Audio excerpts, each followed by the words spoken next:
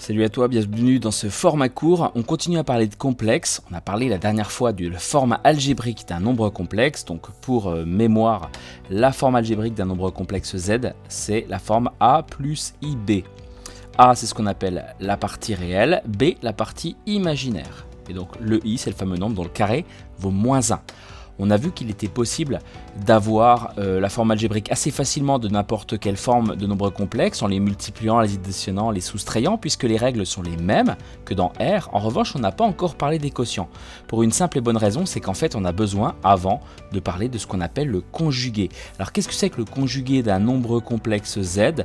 Déjà, il s'écrit Z bar, et en fait, c'est la forme A moins IB. Il faut juste prendre l'opposé de la partie imaginaire et laisser la partie réelle intacte. Donc vraiment, ça c'est les premières choses à comprendre, à retenir, plutôt facile à manipuler. Alors un petit exemple peut-être, si vous prenez un nombre complexe Z1 qui vaut 4 plus 3i, eh bien son conjugué qu'on va écrire Z1 bar, eh bien c'est 4 moins 3i, tout simplement. Si vous prenez un nombre complexe sans partie réelle, du type par exemple 2i, et ben sa partie imaginaire c'est 2. Du coup, quand on va prendre le conjugué Z2 bar, ça va être pas 0 plus 2i, mais 0 moins 2i.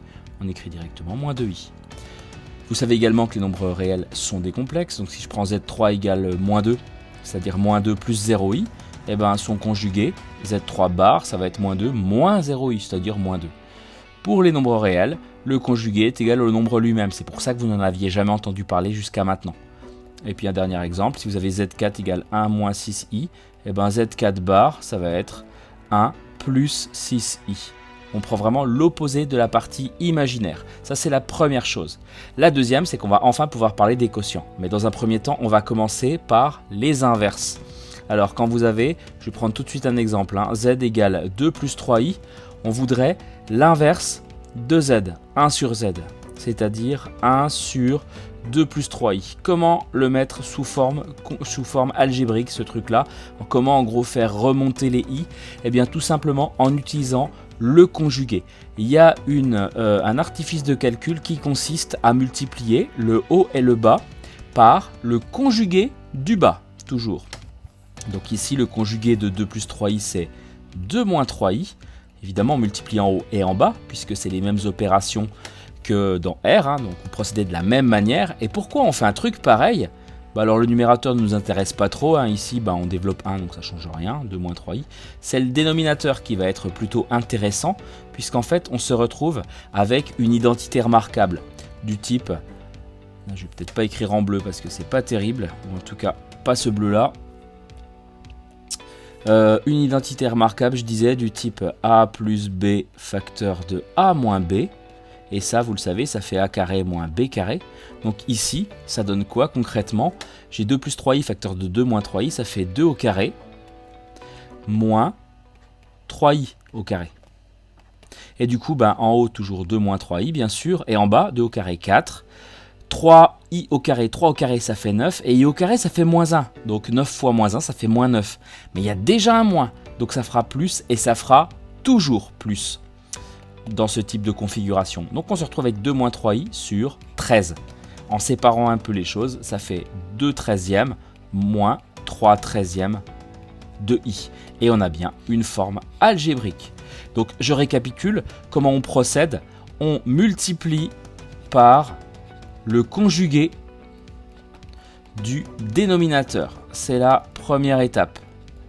Et la deuxième étape, on utilise l'identité remarquable a plus b facteur de a moins b qui vaut a carré moins b carré. Dans tous les cas, ça va fonctionner. Donc voilà comment on fait pour avoir la forme algébrique de l'inverse. Maintenant, on passe à un vrai quotient, un vrai de vrai. Qu'est-ce qui change ? Pas grand-chose en fait. Pareil, on part sur un exemple. On va calculer 5 plus i sur 3 plus 2i. Quand je dis calculer, c'est qu'on va le mettre sous forme algébrique. Là, pour l'instant, il ne l'est pas. Donc, comment on va procéder ? Comme tout à l'heure, je vais multiplier le haut et le bas. Alors, le haut, cette fois-ci, c'est pas 1, c'est 5 plus i. Mais je vais multiplier le haut et le bas par un même nombre. Et ce nombre, c'est le conjugué. Mais le conjugué de quoi ? Le conjugué du dénominateur, c'est-à-dire 3 moins 2i. Avec les parenthèses, vraiment, vraiment important. Donc en bas, on va procéder de la même manière que juste au-dessus. En revanche, en haut, il y a un développement à faire, c'est vrai. Donc 5 x 3, ça fait 15.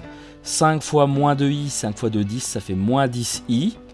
I x 3, ça fait 3i. Et puis pour finir, le plus embêtant, i fois moins 2i, ça fait moins 2i carré, on le changera tout à l'heure. Mais ça, on peut faire quelque chose. Et puis en bas, identité remarquable, ça fait donc 3 au carré moins 2i au carré. Et donc, ça donne quoi ici? Je commence par le bas, ça fait 3 au carré 9, plus, toujours plus, pourquoi plus? Parce que i au carré fait moins 1 et que le moins ça fait plus, et 2 au carré 4, bon on trouve 13 comme au-dessus, mais ça c'est un hasard.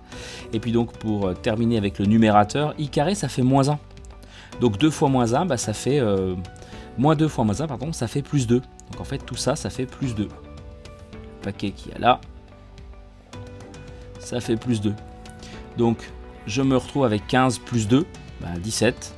Et puis moins 10i plus 3, ça fait moins 7i. Donc la forme algébrique de ce nombre-ci, c'est, en bas ça fait 13, 17 13e moins 7 13e de i. Et ce qui est cool, c'est que vous pouvez le vérifier à la calculatrice avec la fameuse touche i, dont le carré vaut moins 1. Vous la trouverez en bas de votre calcul. Allez, à bientôt!